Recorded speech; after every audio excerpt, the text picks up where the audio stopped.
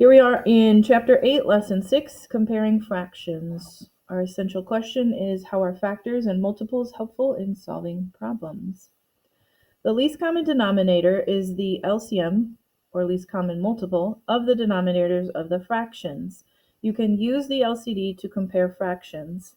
And if you want a reminder, you can listen to that fun song that we listened to in class on Classroom.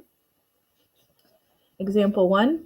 Trevor made 2 out of 3 goals, and Tyler made 5 out of 6. Who made a greater fraction of goals?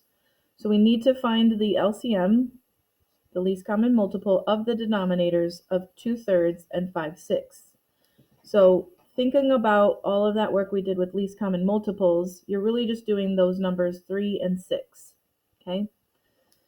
So we skip count. And again, you can use your number sense. I know that 6 goes into these, so really I could have just stopped there at the number 6. So the least common multiple of 3 and 6 is 6. Okay. Then we're going to make equivalent fractions. So our goal is to get to that least common multiple, which now becomes the least common denominator. So they are helping us decide how to get there by 3 times what equals 6. And that would be a 2. And then we have learned many times throughout the year what we do to the bottom, we must do to the top. So we multiply the top by the same number, 2 times 2, which is 4. So our equivalent fraction of 2/3 equals 4/6. Then we do the same over here with our 5/6 fraction. We want our denominator to be 6. So we would ask ourselves 6 times what equals 6, which is obviously 1.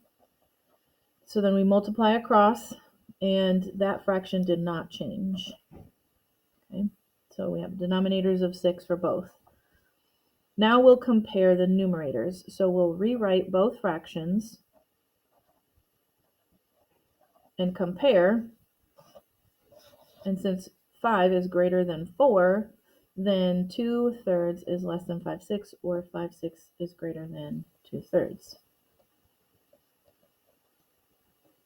Which means that Tyler, we have to go back up to the story problem, made a greater amount of goals. Another way to check your work, we have those fraction tiles in class, so you can use those.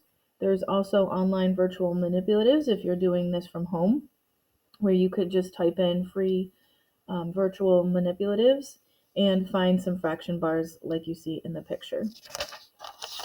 Moving on to page 584. Example 2.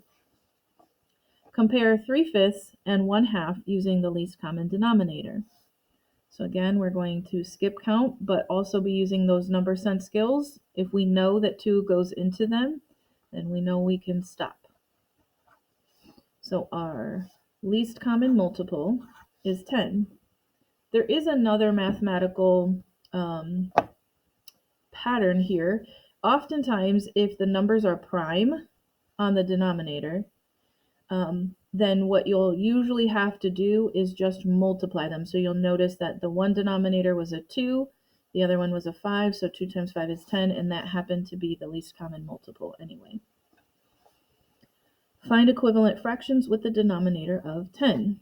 So we put our denominator in and we ask ourselves 5 times what equals 10. That would be a 2.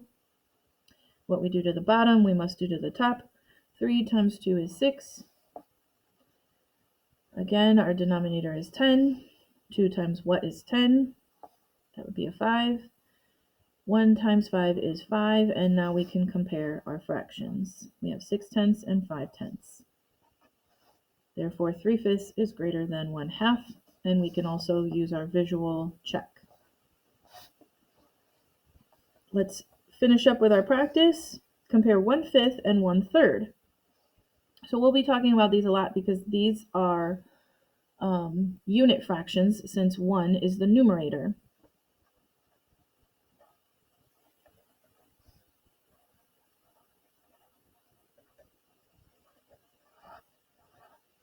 Again, both primes, so we ended up having to go all the way out, where if we had multiplied the two denominators, we end up with 15. So 15 is our new denominator. 3 times what gets us to 15? Therefore, 1 times 5 is 5. And 5 times what gets us to 15? We have a 3, so 1 times 3 is 3. And now we can compare 3/15 compared to 5/15. Okay. Sometimes what I like to do is write them outside of, like if you have them here, I would write them below so that you can make sure you're using the right comparison. And that one's bigger. And again, you can always check your work with the fraction bars. Come back with any questions you might have.